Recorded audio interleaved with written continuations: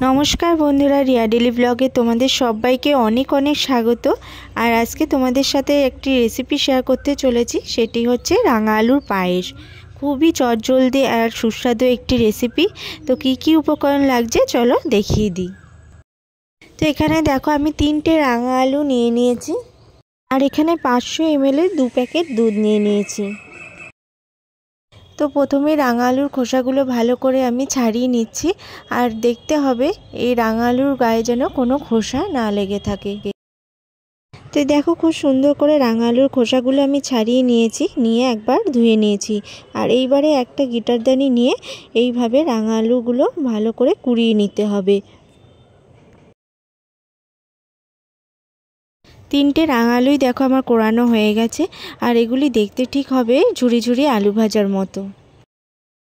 এরপরে আমি একটা পাত্রে জল নিয়ে নিয়েছি। এইবার কোড়ানো রাঙা আলুগুলো এর মধ্যে দিয়ে দিতে হবে।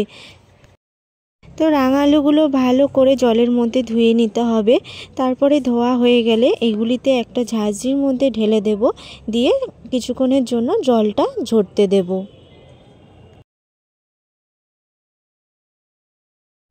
এবার আমি একটা পাত্রে দুধটা ঢেলে নেব আর দুধটা ভালো করে এবার জাল বসিয়ে দেব। তো অনেকক্ষণ ধরে দুধটা জাল দেওয়ার পরে দেখো দুধটা খুব ঘন হয়ে এসেছে আর এবার আমি গ্যাসটা অফ করে দেব। তো এবার একটা ননস্টিক কড়াই আমি গ্যাসে বসিয়ে দিয়েছি। ভালো করে কড়াইটা গরম হয়ে গেলে এর মধ্যে আমি 4 চামচ মতো ঘি দিয়ে দেব। তো ঘিটা গরম হয়ে গেলে এর মধ্যে আমি কোড়ানো রাঙা আলুগুলো দিয়ে দেব। ভালো করে ঘিয়ের মধ্যে রাঙা আলুগুলো ভেজে নিতে হবে। তো যতক্ষণ না রাঙা আলুগুলো খুব ভালো করে মজে আসছে ততক্ষণ এইভাবে ভেজে যেতে হবে।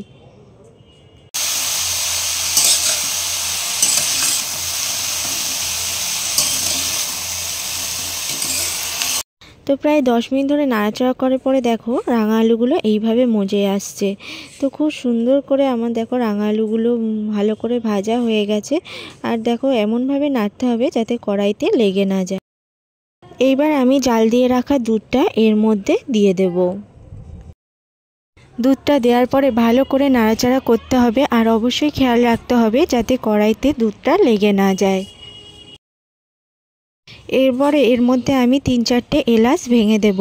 কারোর যদি ইচ্ছা হয় তাহলে সে নাও দিতে পারে, কিন্তু আমার খুব সুন্দর একটা গন্ধ বেরোয় তাই জন্য আমি এই এলাচটা দিয়ে দিলাম।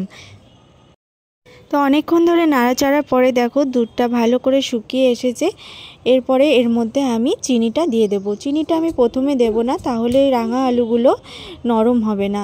তো অনেকক্ষণ ধরে নাড়াচাড়া করার পরে যখন দেখবে রাঙা আলুগুলো অনেকটা নরম হয়ে এসেছে তখনই এর মধ্যে পরিমাণ মতো চিনি দিয়ে দেব।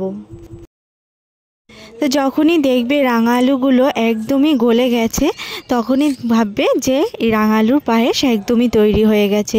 তো আমার রাঙা আলুর পায়েস একদমই রেডি হয়ে গেছে। তো এটা খুবই চটজলদি আর সুস্বাদু একটি রেসিপি, তোমরা বাড়িতে সবাই ট্রাই করতে পারো। আর এই দেখো এইবার আমি গরম গরম এটা সার্ভ করব। তো এই রাঙা আলুর পায়েস রেসিপিটা কিন্তু খুবই সুন্দর একটা নতুনত্ব রেসিপি। আমি কিন্তু প্রথমবার ট্রাই করলাম, আমার কিন্তু খুবই ভালো লেগেছে। কেউ কেউ এটা শুধু শুধু বা রুটি দিয়েও খেতে পারে, অবশ্যই ভালো লাগবে। তো এই রাঙা আলুর রেসিপিটি তোমাদের কেমন লাগলো অবশ্যই কমেন্ট বক্সে জানিও। ভালো লাগলে অবশ্যই লাইক শেয়ার কমেন্ট করো আর চ্যানেলটি সাবস্ক্রাইব করে পাশে থেকো। সবাই অনেক ভালো থেকো, সুস্থ থেকো। দেখা হবে আবার নেক্সট ভিডিওতে।